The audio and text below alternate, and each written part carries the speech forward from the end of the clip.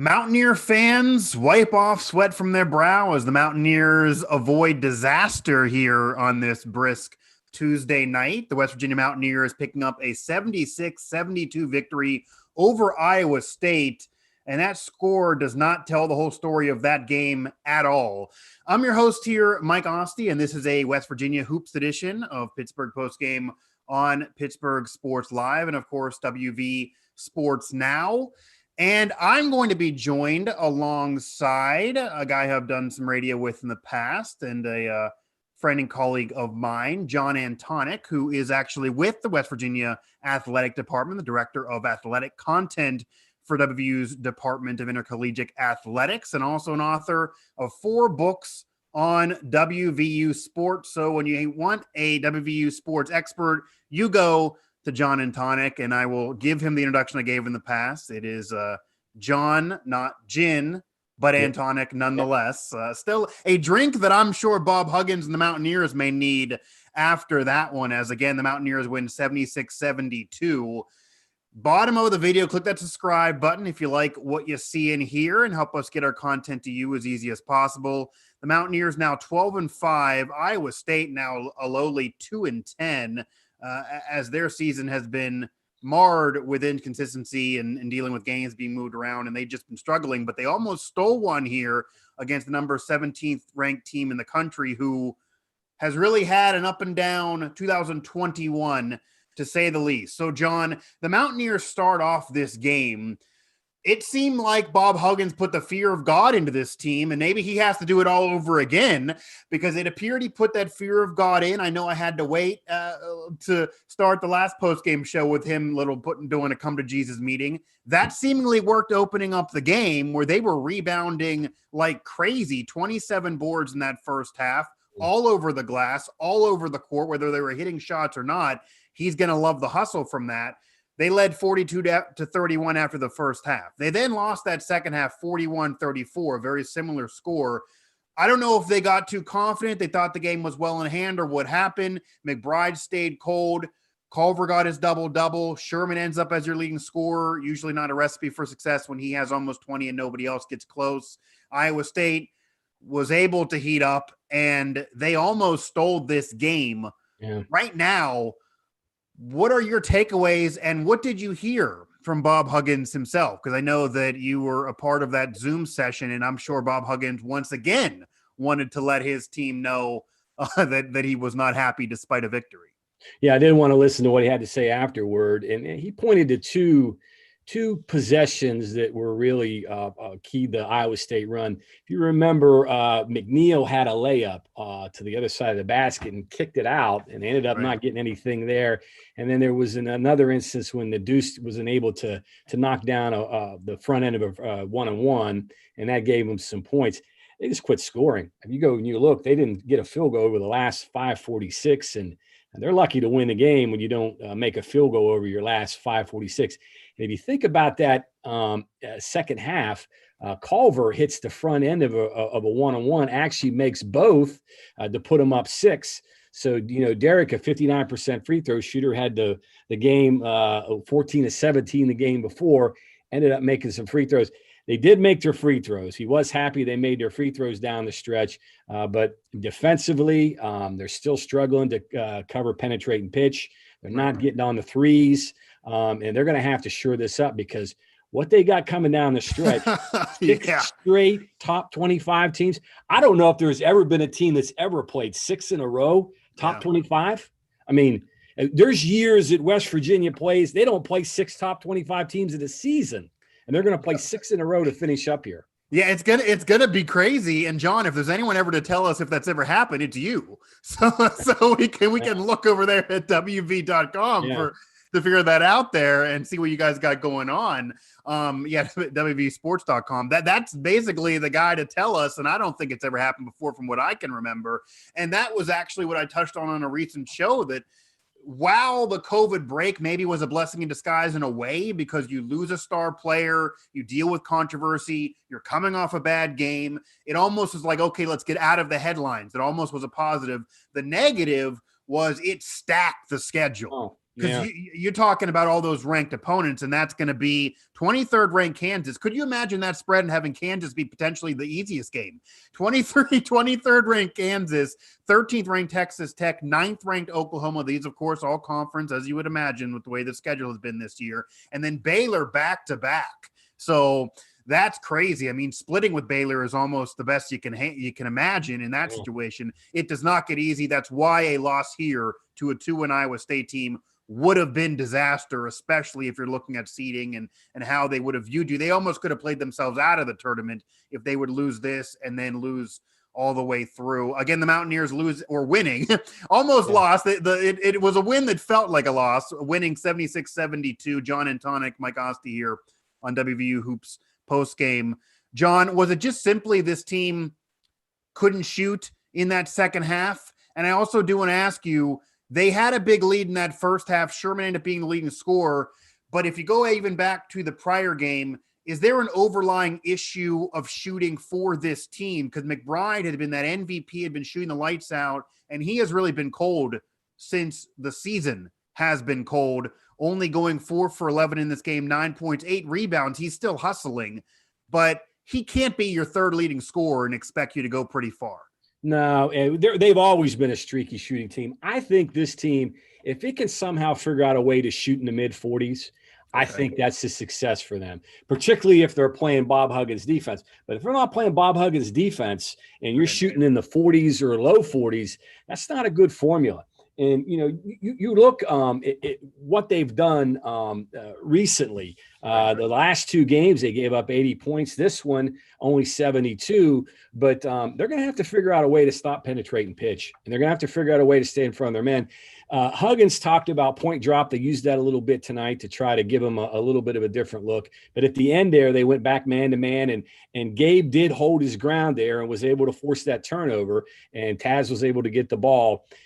For whatever reason, Iowa State, this seems to match up pretty well. The way they shoot the ball, the way that they penetrate in and pitch it and get those shots. If you remember the first game, it was a similar situation. Iowa State had an opportunity to try to tie the game late in the game and wasn't able to make the plays at the end, kind of like tonight, almost kind of a replay of the way tonight went. So I think if you look at it, a big picture, no one will remember this game. They won't remember that it was a 4-point win. And I think more importantly, Baylor beat Texas tonight. So West Virginia is now in a tie for second place, believe it or not, at 5-3. Oklahoma is at 6-4. So West Virginia is right there. You got Kansas on Saturday. It's still right out there in front of them. Again, if they can figure out some of the things that they need to clean up here. To say the least. But yes, the Mountaineers, they avoid disaster. So while Huggins is not going to be happy, they haven't played well lately, and they avoid disaster.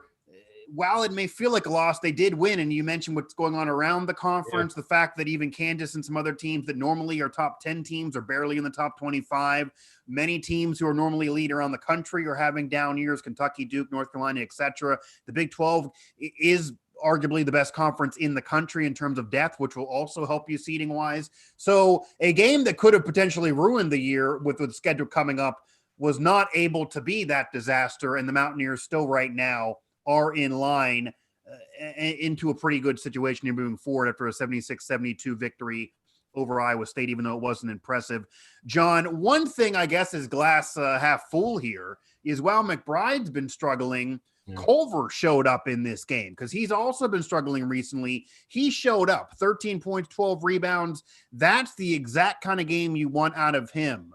So what do you think Culver did to kind of answer the bell? Because if WVU gets more of that from Culver, figuring that McBride eventually will heat up, that's the recipe for the Mountaineers to have a solid run later on in the year. And remember, coming off a 28-12 game against Florida, Hugs talked about that on Monday. He wants to see the graph with Derek. He wants it to flatten out. Instead of these 6-point, 5 rebound games and then 20 and 10, he'd like to see it like 15 and 10 or 15 and 11 and just Right. smooth out all the way through. And so Derek's been up and down a little bit. Now, he was part of the group that wasn't practicing when they were out with the COVID. Emmett was another one that wasn't practicing, so he's getting back. And it was good to see Emmett get 13 points off the bench. And of course, they got 13 off the bench from McNeil too. But I agree, they're going to need Culver. And Derek has never been a great field goal shooting player. If you look at his field goal percentage around the basket, it's just a little bit above 40%, but that's the way Derek plays. But he can give them 10 and 10 or 12 and 10 or 14 and 10, and he's going to have to do that down the stretch. No question about it. Yeah, and he's coming off of some solid games here after answering the bell from a quiet start to the year. But again, this game could have been disaster. It was not. The Mountaineers able to get the victory. Now, moving forward here on the schedule, because as we talked about, Kansas, Texas Tech, 9th-ranked Oklahoma, and then Baylor back-to-back, the number 2 ranked team right now in the country.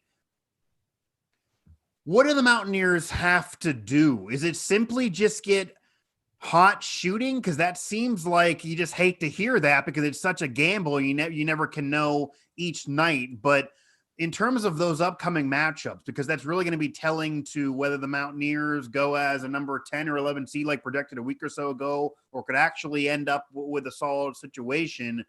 How do you think those remaining games stack up for the Mountaineers coming off of a slow second half, but a win? Yeah, well, you shooting obviously is one thing, but I think kind of reading between the lines and listening to Huggins, I think he wants more effort from him. He wants lay it out a little bit more. He was disappointed in the Florida game with the way the Gators were getting 50-50 balls and just hustling and hustle plays. And there were some instances tonight when Iowa State got second and third shots because guys weren't getting rebounds or getting out to get rebounds. Mm-hmm. I think effort's going to be as important as making shots on the defensive end, on the offensive end, getting loose balls, creating extra possessions. In basketball, it really comes down to possessions. The teams that get the most possessions usually are the ones that win, and the teams that can get the most 5-on-4s and 4-on-3s and 3-on-2s. That's how you win basketball, and you do that by effort and those things. And I think that's what Huggins is looking for. Huggins loves effort. He absolutely does. Huggins does not like anyone not giving their best effort, or he'll throw you on that treadmill. So, yeah, I'm sure Huggins wants that. I'm sure he liked what he saw maybe in the first half. Yeah. It appeared West Virginia had tons of effort there. They finish out with 45 rebounds. So, overall, a solid day, but more than about 60% of those from that first half. They definitely putted it away in that second half. And then the Mountaineers right there with Iowa State, both teams 16 turnovers apiece. I'm sure Huggins wants that cut in half. Certainly wants to at least win that battle against an opponent, especially a struggling opponent. Well, they had 9 in the first half, so they had 7 in the second half. But a lot of those in the second half came toward the end of the game. But again, I think there were effort times there in the second half when they could have taken that 15-point lead and made it 18 or made it much more comfortable. And I think those are the things that he's looking for. Those that ability to be able to stick your foot down on the throat and drive the stake into your opponent. This team really hasn't had that, and they really haven't shown that. And I think that's what he's looking for. And it also appears, and I want to get your take on this, that maybe it's almost like the chickens coming to roost a little bit for the Mountaineers. They're able to get the win over Kansas State, the win over Texas Tech. They lose to Florida, which is not a conference game, even though not a ranked team in the Gators. And then this victory that almost was one that got away and became a loss. But this team hasn't played incredibly well. And you bring up towards the end of the game and you bring up the differences of rebounding numbers and turnovers in that second half. Do the Mountaineers have a problem with closing games? I guess just simply to ask. Well, it depends on how you look at it. Yeah, possibly. But, go back. They closed pretty well against Texas Tech, and they closed pretty well against Oklahoma State, those two comeback wins. So they have it in them. They have the capability to be able to come back in games and make winning plays to win games. But, it's hard to really gauge because, there's not been much of a rhythm to this season. And I guess that's the case with all the teams when you have COVID delays. I mean, there was a point where they were out for 2 weeks, and now they're playing games in like spasms right now. They're playing games every other day. And I don't know how much Huggins has been able to get these guys in the gym and work on things, because you're either getting your guys back to get them back to get a full team to practice, or you're preparing for a team. I did get a chance to watch last Friday Huggins working with Derek Culver on free throws, and it's made a big difference. I mean, he was 14 of 17 against Florida. And what was he tonight? He was 3 of 4. So that's much better than he was before that. Things like that. I don't know how much he's been able to do some of these things with some of these guys and work on things and do some tweaking that he can do with the things that he sees as you go. But you mentioned Deuce. We got to get Deuce going again. You know, he was 3 for 15, I think, against Florida, 4 for 11 tonight. He's much better than that. I think he plays better off the ball, and I think that's one of the reasons why they have Jordan in there, because Deuce is a guy who can get to the rim. And, you know, Huggins always likes having players who can get to the rim off the bounce, and then have guys crash the glass and try to do stick backs. And Deuce is one of those guys that can do that. Also, too, Taz Sherman. And so that could be some of the thought process there in starting those three and then bringing McNeil off the bench. And, of course, Emmett gave him a good game tonight, and Emmett is a guy that they're going to need down the stretch, too. It was good to see what Emmett gave them, and he's got to have more of that. Yeah, is the Taz Sherman, his emergence has been a big deal, especially because it's coincided with McBride kind of cooling off. Was that something that maybe you expected? Or was that just been necessity? Yeah, I definitely expected. You know, Taz is a scorer, and he's the guy that gives them points off the bounce. He can also shoot the three. And I think too, Johnson. If you notice, they played a little, particularly at the end. They were playing offense defense with Johnson and McCabe. Johnson playing defense and McCabe playing offense to try to get him into what they were looking for there. Johnson's another guy I think that can be a help to them. He may be a guy that can keep in front of people and try to slow down, dribble drives and then also cover up guys out on the three. So those are your guys. And then I guess they played Senny a little bit too. Senny had to give him a few minutes, and he's been doing that a little bit, particularly in the first half, trying to steal maybe an extra minute or two rest for Derek. But, Derek sat out what was his minutes tonight? He had, what was his minutes? 21. He only played 21 minutes tonight. And there was a long stretch in the second half when he wasn't in the game. And that was a point when Iowa State was coming back. So I don't know if Huggs was unhappy with him or it was a foul situation. He had 3 fouls. So yeah, I assumed it was a foul situation. I was also going to ask you if the foul issues around Culver is something that Huggins has been addressing, because you obviously want tenacity and you want aggressiveness, and he's that guy. They need to be the double-double machine, really, and he's been that from the Florida game to now. And this is a team that's pretty deep overall. They actually got bench scoring in this game with Matthews 13, McNeil 13, Culver 13, Sherman 18. This is Sherman 18 after 11 against Florida. So he's kind of emerged a little bit and getting hot. Everyone except for McBride has seemingly been able to produce these last couple games offensively, even though the defense collapsed here late in the second half against Iowa State. But is there a concern about Culver and foul trouble? Because that maybe is part of the connection of almost blowing these games at the end. You lose him for 5 minutes because of foul trouble, and then teams start coming back, especially if McBride's not shooting well. Yeah. Then you're not going to be stacking points on top of it. It just seems like every game Derek will get a careless foul.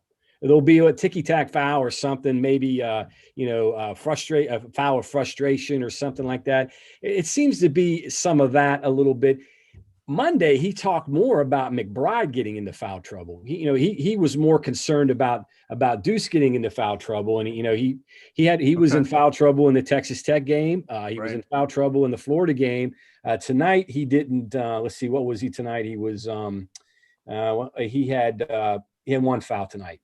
So not an issue there, but I will be surprised if Deuce has another off night on Saturday against Kansas. I don't think he's going to put 3 together. And I also think, too, you're going to see a high-effort game on Saturday, CBS. There's 500 more people. They're going to be allowed in the arena. There'll be some more people in there. I will be surprised if after that game, Huggins will be talking about his team and not having effort. If he says that after Kansas, then you know that there's some red flags. Yeah, and I think at that point, even if they would get a win, Huggins is going to start saying the wins and losses don't matter to me anymore. Yeah. I'm just going to grade this performance. And once again, in my eyes, this was a loss. So that's probably how he's really thinking about this game. Also against Florida, they're able to get this win after losing against the Gators. And again, this is a 12-5 team that has dealt with multiple weeks off because of games being moved all around and losing a star player just a few weeks ago. So they had to build that chemistry back. You don't know if there was even some emotions going on from that has now trickled into McBride's foul trouble as well as off shooting night. But it is unlikely that a player like him, who at one point early in the year was getting national recognition that I was calling for as a conference type of player of the year, that will continue to struggle. So imagining that would turn around. The Mountaineers do win. They do avoid disaster, and it really would have been disaster losing this one, as they're now 12-5, winning 76-72 over Iowa State, who only has 2 wins on the season in the Big 12. Kansas, we've been talking about.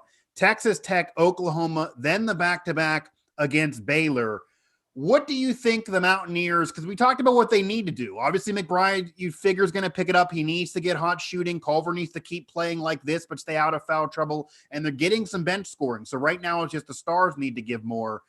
But what needs to happen for the Mountaineers to be positioned for a solid tournament run in the conference and then beyond? Because where they've been placed on bracketology has been all over the place. And this is very important right now with trying to reform this team with a tough schedule ahead. They could really catapult themselves with some of these upset wins. But if they don't, even though these are tough games, I'd imagine they're still going to be in a bubble popping scenario. They're going to get in, but not great in terms of seeding, probably.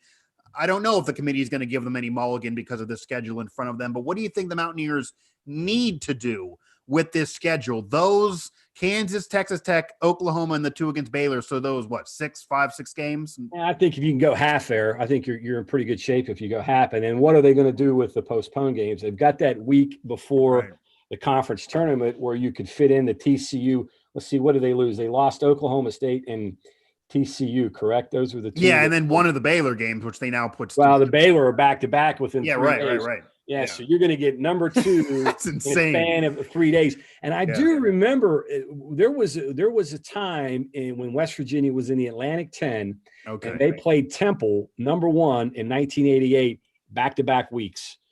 Within a week's time, number 1 twice in a row toward the end of the year. So it has happened. But Baylor is really good. They had an easy time with Texas tonight. They're running away and hiding right now. They're 3.5 games up. Right. And they've almost got the regular season wrapped up here. This is by far the best Baylor team I've seen. They are really good. Remember, that was a team that West Virginia ran out of the gym last year at the end of the year. And other than Oscar, everybody's back from that game. Well, Haley, but a lot of the players that played well in that game. McBride had a great game against Baylor. Right. So it'll be interesting to see how they match up. But the Bears are really good. They are, to say the very, very least. I'd imagine best team in the Big 12 for you. Obviously, the ranking says that, but no question. I think they're right there with Gonzaga too. That would be a very interesting game to see those 2 play. They're really good, and Texas has been good. Although West Virginia had an opportunity to knock them off if they had a couple free throws, and they would have closed that one out. And then you're looking at 6-2 instead of 5-3, and then you're talking about a different type of deal here. But again, a lot of good. And Oklahoma, I was impressed with the way they played against Alabama, a game that West Virginia had an opportunity to win out in Norman. They're very good. I know Lon Kruger is a phenomenal coach. He's got good players this year, and they're playing well. So there are some really good teams. And then, of course, Texas Tech. Texas Tech at their place is a really, really tough one. So you've got the best in college basketball coming up. You get through that with half of them, you're in pretty good shape going into postseason. And the Mountaineers 88-87 victors over Texas Tech last time they played. So that game in Morgantown was a barn burner, to say the very, very least. We'll see what happens here coming up. And again, it's surrounded by those tough games against Kansas, Texas Tech, Oklahoma, and then those two against Baylor. So the schedule will not be easy.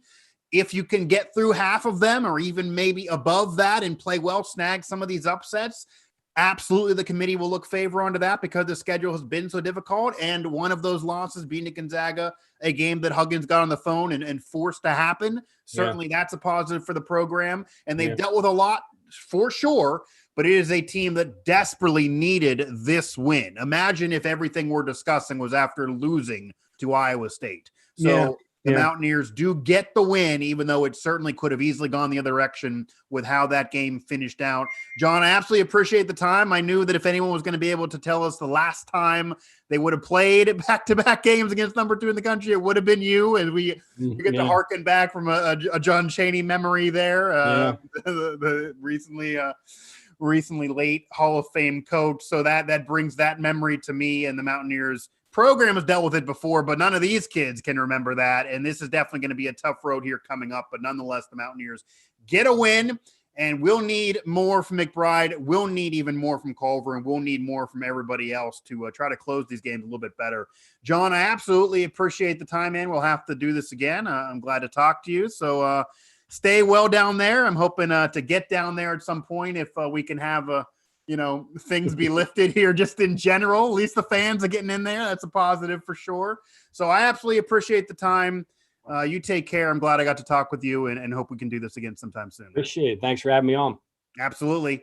That was John Antonik, who again is one of my friends and colleagues here. So I definitely appreciate him joining me. John from the WVU Athletic Department, so he goes deep into the history books of what's happened with this program there. Director of content there for WVU Intercollegiate Athletics, and author of 4 books on WVU Sports. That was John Antonik. So definitely appreciate him jumping here on the post-game show kind of last minute, so I definitely appreciate him doing that favor for me. The Mountaineers get a win, 76-72. WVU now 12-5 on the year. Iowa State falling to only 2-10 in a year that they're probably glad to get it over with here soon. The Mountaineers have a lot to play for and a lot in front of them, with a very, very tough schedule coming up. And as I may be cursed, because I said Miles McBride needed national recognition on a show not long ago, since then, he's been ice cold with the weather. So we'll see if he can heat up. That's definitely going to be critical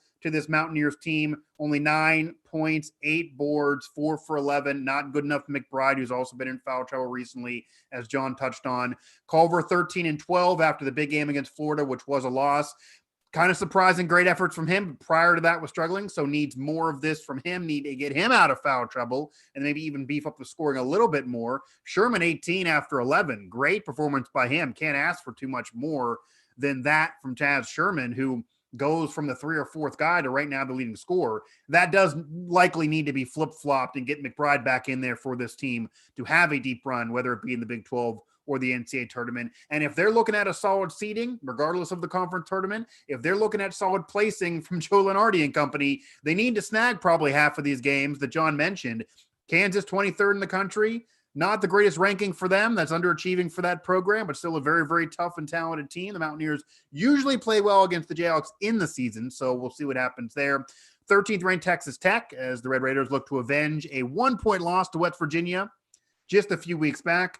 9th ranked Oklahoma, and then the back-to-back against number 2 Baylor, as of course the Baylor Bears, one of the best teams overall in the country right now, the 2nd best team by the ranking, and right there with Gonzaga for what many believe. They've had a tougher schedule than Gonzaga, of course, and they are number 2 in the country. So the Mountaineers even splitting those would be phenomenal. Obviously, you don't want to lose both, but that is the number 2 team in the country. So as John and I discussed, a lot needs to improve. Bob Huggins not very happy after maybe looking like he would have been with how great that first half started for the Mountaineers. A lot needs to improve in moving forward, but the signs do point into McBride getting off the snide, Culver at least giving you this. Doesn't need to give you 20 points every night, but 13 and 12, certainly good enough if he stays out of foul trouble. And then Sherman, even if he drops off a little bit, if McBride picks up that scoring, you should be just fine. They just need to bring that first half effort to the second half.